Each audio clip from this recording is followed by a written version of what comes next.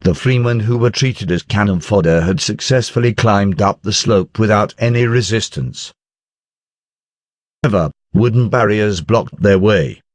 Rather than being tightly built with wooden logs, the barriers bore gaps that allowed spears to thrown through so that the defenders only needed to stand behind the barrier as they attacked the enemies with spears.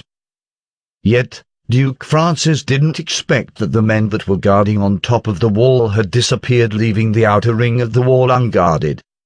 The vanguards breached the barrier with axes and brought down a few logs before pouring into the top of the wall. After a while, the wooden gate was laid down as well. "Let's move," Duke flicked the reins, leading the remaining army to march on. "It takes us not more than 30 minutes from the start to the laydown of the gate." "What is Garcia Wimbledon plotting?" Francis frowned.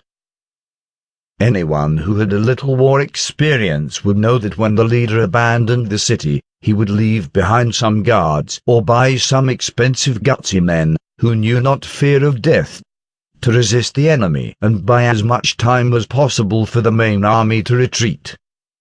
Princess Garcia is no fool. After all, she conquered the entire southern territory in such a short period of time. Why doesn't she deploy the men to guard the wall? The defenses and traps, no matter how strong and tricky they are, will have no use when they are unmanned. Duke Francis pondered and decided to send the guards into the city in advance to check on the situation. The information that the captain of the guards reported was the same as what they had seen on the wall. There was no resistance in the city either. Only some streets were barricaded by timbers and bricks, and his men had gathered the residents to clean the blockades. Francis led the rest of the army into Eagle City without any hesitation. He believed that he, a proven veteran who had followed King Wimbledon III to war for many years, would not be scared stiff by a young girl. It seemed to Francis that Timothy had made the mistake, since he could have saved a lot of time if he chose to cross the city after Francis took it. As he passed through the gate, the Duke smelled something strong. It was not the rotten stink that was common on the battlefield, but something like a mixture of pine nut oil, orange peel and incense. If drawing a deep breath, he could even smell fragrant. "What is it?" He looked around and found nothing special.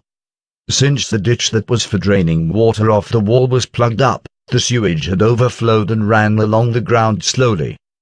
Moreover, the dirty accumulation that had been left alone for an unknown time was dark black, reflecting a colorful light pattern in the sun.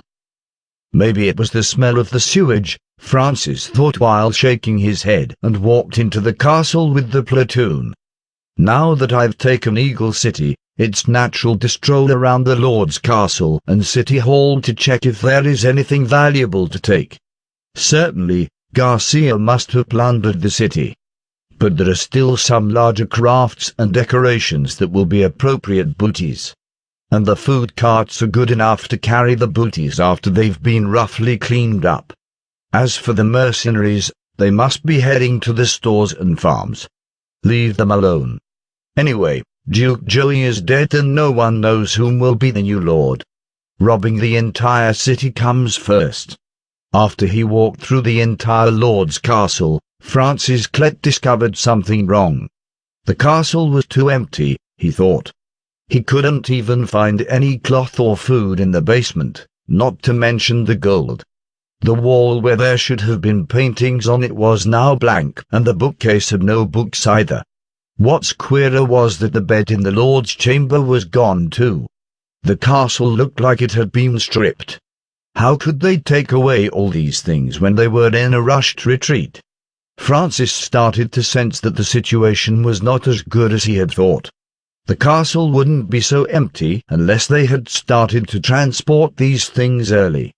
When he was about to head to the city hall, a thick black smoke suddenly billowed over the north gate. What's wrong? Something caught on fire? I have no idea, my lord. I've sent Molière to check it out, the captain said. Maybe it was the enemy who started a fire on purpose. At first the Duke thought it was a trap, but soon he realized that using the fire to block the gate was meaningless. If there were no men to join him and launch the attack, the fire would be quenched soon by any organized troops. Let alone the fact that the fire had little use to hold back the enemy, since they could bypass the gate and climb the slope to get out. The right tactic was to make the men lie and wait until the scattered fires disturbed the enemy, and then launch an attack and catching them by surprise. It was an effective way to mess up their formation or even force back the enemy. Like he had said before, an unmanned trap was no more than uselessness. At this moment, the other 3 gates began to smoke too, and the fire in the north gate became clear in sight. What's worse, the fire flared up quickly. It seemed like the gate was stacked with straws to fuel the fire. There were people screeching somewhere in the city, perhaps because their houses caught afire as well. This is not right. The Duke thought. When I entered the city through the north gate, there was nothing to catch a fire there but an open space. But how could the fire spread so quickly without a tinder? Wait. An idea flashed through his mind. Could it be that Garcia Wimbledon had recruited the witches in secret? Francis touched the god's stone of retaliation that hung around his neck and felt relieved a little. With the stone that would protect him from evil, he could pass the witch's fire with impunity. Furthermore, no evil harm would come to the guards either, for all of them were equipped with the stones. As for the freemen, who didn't have enough money to contribute to the church, they were beyond the Duke's consideration now. Thinking that the city was a little weird, he decided to get out of the city first. The army could set camp at the south gate. They could watch the city while waiting for the riders of the new king to return. As he thought of it, he commanded the captain, "We move to the south and leave the city. You keep blowing the horn on the way to gather the platoons." "Yes." The crowd moved at once. However, when they approached the south gate, the fire had spread to the residential area where acres of houses were burning, casting a heat wave that forced them back. The panicked citizens, who had hidden in their homes, now ran out and crowded the street, even breaking through the wall of blades and swords of guards and running to safe clearings in a fluster. All of a sudden, everyone seemed to sink in the sea of fire, surrounded by the thick smoke and the fierce fire. "Calm down. Go and find the well. Fetch the water to put out the fire." Duke Francis quickly gave a succession of orders. "Let the houses alone. Just try to quench the fire on the blocks and clear out a road. Keep blowing the horn to make sure others know where we are." "Sir." A rider raced from the center of the city and jumped down from the horse before drawing the reins. It was Molière, who was sent to the north gate by the captain. "My lord, there is no way to quench the fire at the north gate." "What did you say?" Francis was in shock. "The fire can't be quenched." "The fire is fueled by black water," she said quickly. "The fire not only can't be quenched by water, but also flows along it." "My lord, the entire north of the city is burning."